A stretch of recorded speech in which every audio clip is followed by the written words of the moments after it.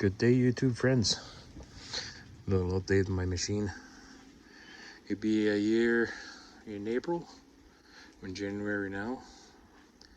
I've been using this machine now for, ever since. I started my own little business, so this machine's being used 2-3 times a week up till let's say mid-November.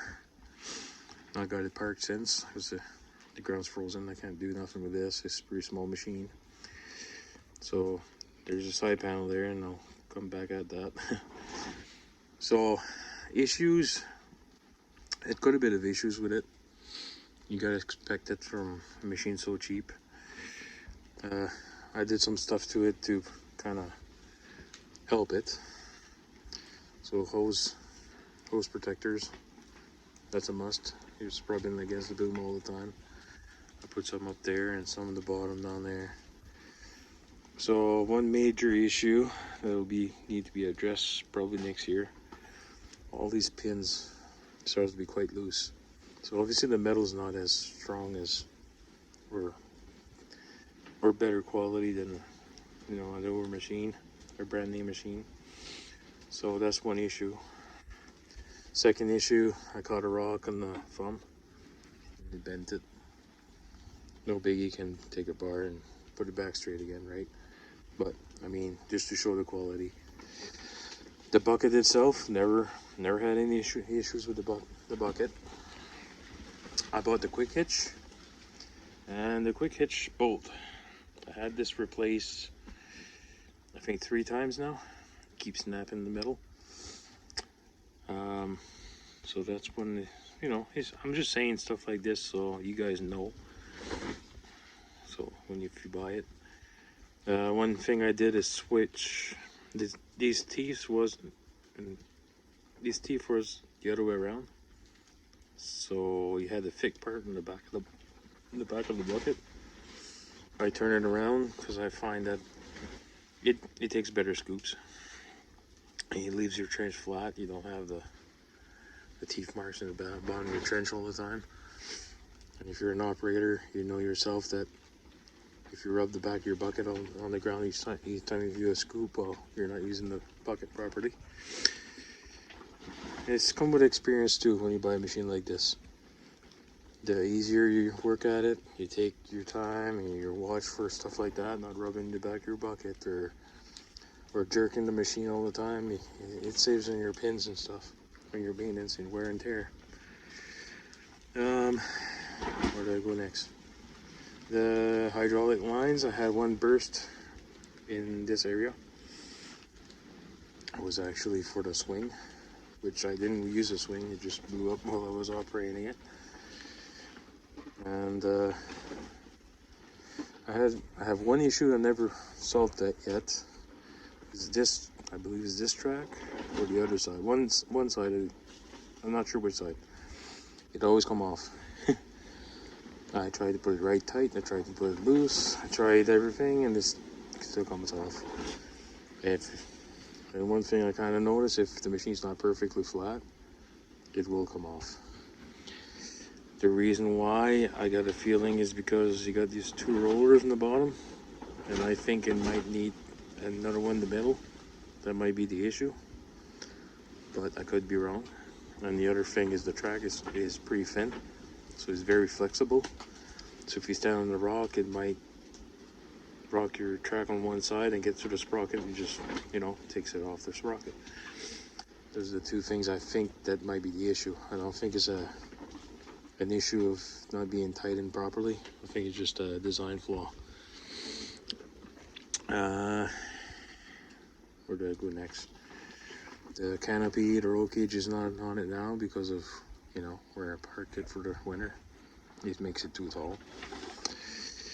The ignition switch, the key switch. If any water goes in there and you come to put your key in it, chances are you're not going to go. Chances are the water's in it and it screws up your switch. There's nothing behind the switch to drain the water inside of it. So yeah. Problem number 2, the hour meter. This is my second one put in it. It still doesn't work. I only put what? 4 hours. There's 4 hours on it. Doesn't work. Never had issues with the light. The throttle can be sticky once in a while. I tried to put a little bit of lube in there, and I don't know, it helped a little bit, but not much. The kill switch, the main kill switch, it turns from a red to a pink, and it's brittle now. Obviously, I broke it once. The choke cable works good.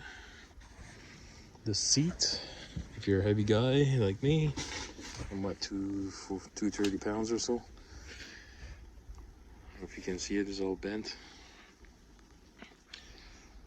Just by the way, you'll squish the seat. It's made for little Chinamen's, I guess. It's not an insult. I got the back apart, and that comes with the side panel I was talking about. It's over there.